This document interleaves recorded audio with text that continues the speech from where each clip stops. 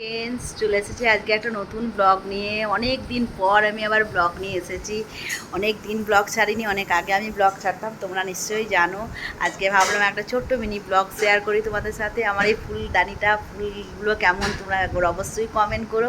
অনেক কষ্ট করে আমি এই ফুলদানিটা বয়ে আজকে ফ্রেন্ড তাড়াতাড়ি যেহেতু স্নান হয়ে গেছে রবিবার বলে, তাই ভাবলাম আমার যে মানি প্ল্যান্টটা আছে সেটা একটু কাট করে নিই।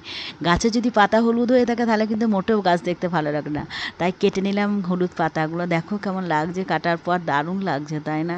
আর একটা আমার মানি প্ল্যান্ট আছে যেন উপরে তোলা, ওই দেখো উপরে তোলা গাছটা এত তাড়াতাড়ি বাড়ছে, মনে হচ্ছে যেন খুব তাড়াতাড়ি দেওয়ালের সঙ্গে আটকে যাবে গাছটা। অন্যান্য মেনুর সাথে হচ্ছে আজকে ট্যাংরা মাছের চপ। আমাদের ফ্ল্যাটের যে পাশের গাছটা, পাশের বাগান আছে একটা, তার পাশের বাড়ির এটা বাগান। দেখো কি সুন্দর ফুলটা, ভালো লাগে। সারা বছর এই সবুজের উপর সাদা ফুলটা ফুটে থাকে, দেখতে দারুণ লাগে।